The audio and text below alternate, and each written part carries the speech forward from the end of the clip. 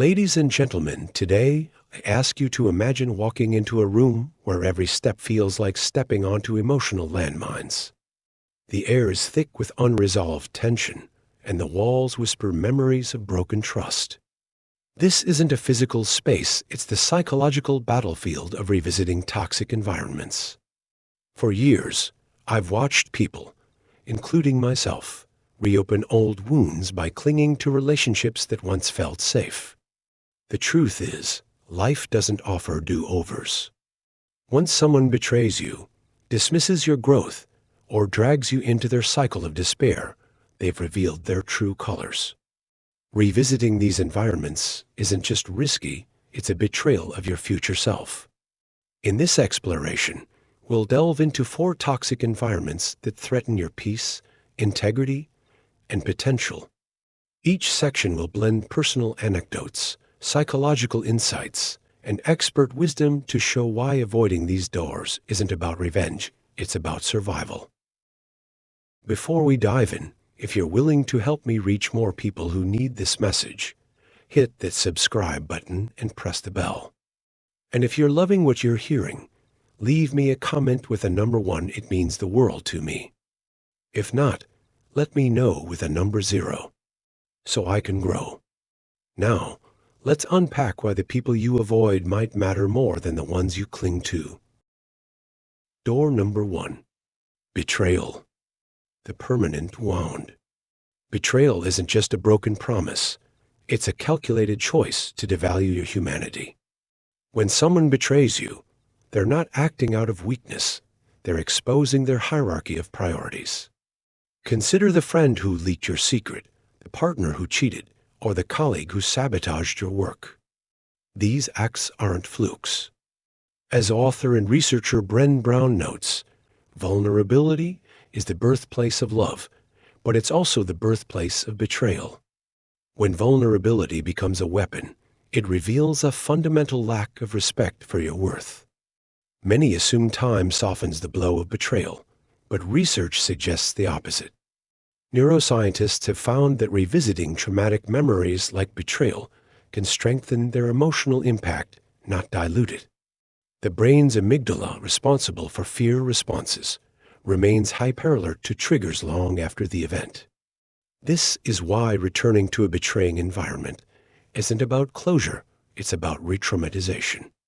In 2018, a study published in Social Psychology Quarterly revealed that people who reconciled after betrayal were 37% more likely to experience renewed conflict within a year. Why?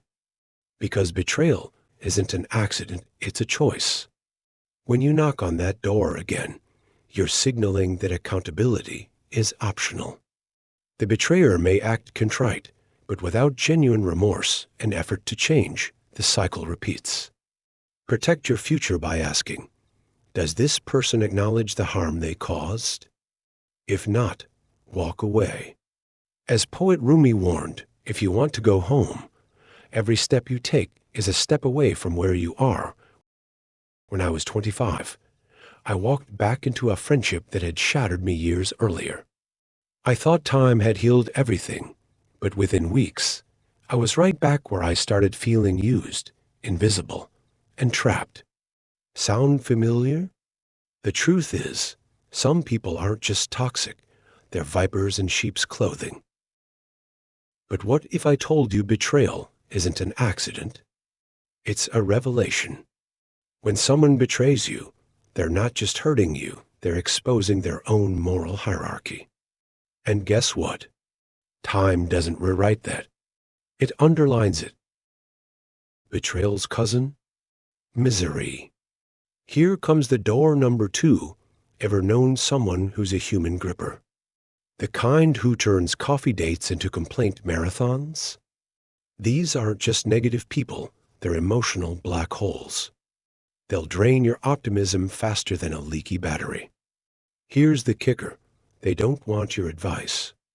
They want your sympathy to fuel their self-justified suffering. Maya Angelou nailed it. If people knew how hard I've worked to get simple things, they wouldn't call me lucky. But misery magnets? They'll call you lucky just to stroke their own sense of victimhood. Misery isn't just sadness, it's a lifestyle. People trapped in perpetual negativity weaponize their pain to avoid accountability. They'll recount grievances like battle scars, seeking validation instead of solutions.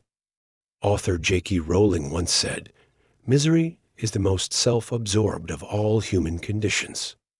These individuals aren't looking for help. They're demanding an audience. A 2015 Harvard study found that exposure to chronic complainers lowers dopamine levels, the neurotransmitter linked to motivation. Spending just 30 minutes with someone entrenched in despair can sap your optimism. Consider the friend who dismisses your career goals with, "The world's too brutal for idealism." Their words aren't wisdom, they're fear disguised as advice. So how to break this? Protecting your mindset. It isn't selfish, it's essential. When someone insists you're being unrealistic, reframe their criticism as a compliment. Their insecurity mirrors their limitations, not yours. As motivational speaker Tony Robbins emphasizes, the quality of your life is in the quality of your relationships. Surround yourself with people who fuel your fire, not extinguish it. Carl Jung once said, "Your vision will become clear only when you can look into your own heart." Who looks outside dreams. Who looks inside awakens. But what happens when the inside you're looking at is polluted by someone else's chaos? Think of it like this. If you step into a house that's been termite-ridden for years, no amount of glitter will fix the rot. You can't fix betrayal by revisiting it. You can only invite it to fester. Door number 3. Stagnation. The refusal to see growth. Picture this. You're at a party, and someone corners you to lament their dead-end job. You suggest a career change. Their response? "Oh, that's cute. The world's too brutal for idealism." Translation? "Your hope threatens my excuses." Misery isn't just contagious, it's addictive. Researchers call it social comparison theory. We unconsciously measure our lives against others. If you're surrounded by pessimists, you'll start seeing obstacles instead of opportunities. And that's a recipe for stagnation. Some people view you through a rearview mirror, ignoring the person you've become. They'll brush off your achievements with, "You're still too sensitive," or resurrect old failures to undermine your confidence. This isn't malice, it's inertia.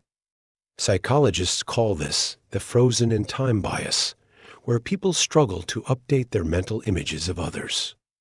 A 2020 Stanford study found that prolonged exposure to stagnant environments lowers self-efficacy by 40%. These spaces don't just limit your growth, they erase it.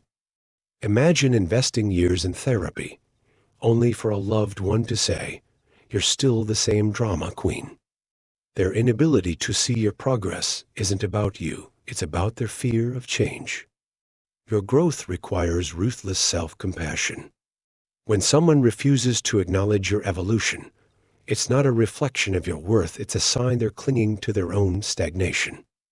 As author Ianla Vanzant advises, you can't heal and hold hatred at the same time. Let go of those who won't celebrate your journey. I know what you're thinking, but they're family. They are friends. Or mentors. Newsflash, true allies don't trap you in the past. They celebrate your evolution. If someone can't see your growth, they're not your people. Period. Need proof? Research shows that surrounding yourself with growth-minded individuals boosts your own resilience by 30%. But stick with stagnation, and you're 50% more likely to doubt yourself. These aren't just feel-good stats, they're survival tactics. Door number 4. Resentment. The silent saboteur. Resentment isn't always overt. It often manifests as backhanded compliments or subtle doubt. A colleague might say, that promotion is great, but don't burn out while secretly reveling in your potential failure. This is toxic hope theory, where others' success triggers insecurity. Research in Emotion Journal reveals that resentment activates the same brain regions as physical pain. Those who resent your growth are often projecting their own unmet aspirations onto you. Their critiques aren't about you, they're about their unresolved fears. When faced with resentment, ask yourself, does this person invest in their own growth? If not, their opinions are irrelevant. As billionaire investor Warren Buffett says, the difference between successful people and really successful people is that really successful people say no to almost everything. Say no to those who say no to your potential. Now, let me ask you, when's the last time someone's dream made you feel uneasy? Like their success was a mirror reflecting your own complacency? That's the ugly face of resentment. These are the people who hate your growth. They're not jealous, they're threatened. As psychologist Robert Keegan puts it, the single most enduring finding of adult development is that people stop growing far short of their potential. And some would rather see you shrink than let you outgrow them. I once mentored a young professional who soared after leaving her toxic workplace. But she kept reconnecting with her toxic boss, who'd gaslight her into doubting her achievements. Sound familiar? These people don't want you to fail, they want you to feel small. Why? Because your growth forces them to confront their own arrested development. They'll mask their resentment with concern, you're spreading yourself too thin. That goal's unrealistic, but their real message is, stay where I can control you. And here's the kicker. These environments aren't just people, they're mindsets. They're the friend who still sees you as the insecure version of yourself, the ex who reduces your confidence to their convenience.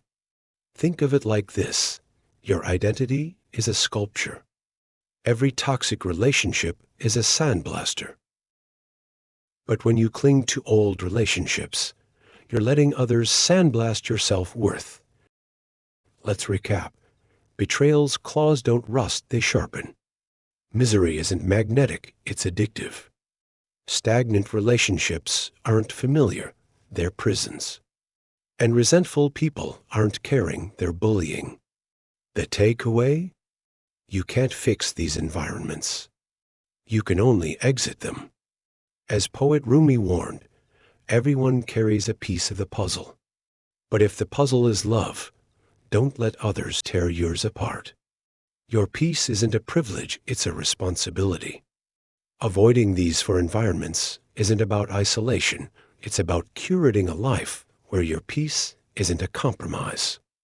As you close doors, remember, 1. Betrayal teaches you who to avoid. 2.